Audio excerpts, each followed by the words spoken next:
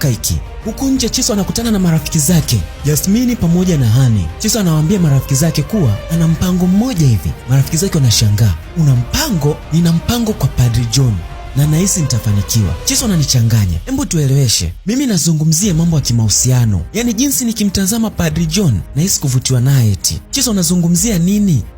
Yaani nawe Jasmine unajidai kama kipofu, yaani ufahamu nina maana gani? Marafiki zake wanamshangaa Chiso, kwa nini anakuwa na mipango ya kumtamani Padri John wakati Padri John ni mtumishi wa Mungu. Kidogo anakutana na Sister Faith. Sister Faith anawauliza kwa nini wapo nje muda huu wa vipindi, lakini Hane na Jasmine wanajikuta wanaofu pia, wanajitetea kwa uoga, ila Chiso yupo kimya, halafu hata haogopi. Basi Jasmine na Hane wakaomba msamaha. Chiso akawabadilikia. Mnaomba msamaha nini? Jasmine na Hane wanamshangaa Chiso kwa huo ujasiri. Basi sister akamwambia waende darasani. Wakati wanaondoka Chiso akafyonza. Sister akamuita Chiso, Chiso unanifyonza? Yaani Chiso unanifyonza mimi? Mimi sijakufyonza wewe. Kwanza tema hiyo jojo. Basi Chiso akatema hiyo jojo. Haya, nendeni darasani. Chiso anaonekana ni mwanafunzi mwenye kiburi sana hapa shuleni na haogopi hata walezi wake. Baada ya muda kupita, Chiso akawa anatoka darasani anaenda tena kwenye ofisi ya Padri John.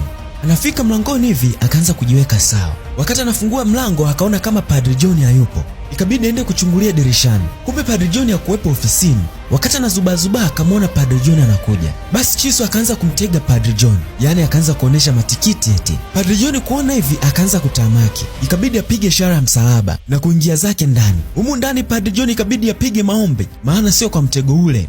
Kesho mapema tunamwona Padri John yupo na familia ya Mr. Chuka. Hii familia baada ya miezi kadhaa kupita walibahatika kupata mtoto mmoja. Mpaka muda wa chakula cha jioni Mr. Chuka akamkaribisha Padri John na wakawa wanafurahia chakula cha jioni. Baada ya stori za hapa na pale, Padri John akawa anamwangalia mke wa Mr. Chuka. Jamaa akamshtukia, "Padri, unatafuta nini? Mbona unamtazama mke wangu kwa jicho hilo?" "Hapana, nilikuwa namwangalia huyu mtoto. Anaonekana na Mungu sana." Kumbe ni mtoto. Alafu kana macho fulani hivi ya kukonyeza. Jamaa anajikuta ni mtu wa furaha sana, maana anamwamini Padri John. Ila kuna kitu ambacho kinaendelea kimya kimya kati ya Padri John na huyu mke wa Mr. Chuka. Ila tutakifahamu tu mbele. Kesho shule kwenye ofisi ya Padri John, anashangaa Chiso anaingia ofisini.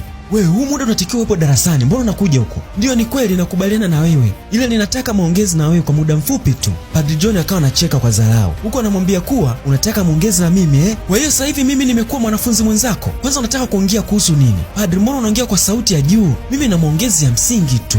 Basi padri akampa dakika 10 tu aongee shida yake. Cha ajabu Chiso akaanza kumwambia huko anamshikashika Padri John. Chiso akaanza kulegeza shati lake na kuacha kifua wazi. Padri John anakosa ujanja maana kifua kilimchanganya eti. Basi Chiso anatumia tu nguvu ya kutafuta kikuna nazi na akafanikisha kukipata kikuna nazi, na Padri John akaanza kuikuna nazi eti mpaka karegea. Baada ya mikuno Padri John akaanza kumlilia Mungu, huku nafsi inamuuma kuwa hakupenda kufanya hivyo. Huku nje Sister Faith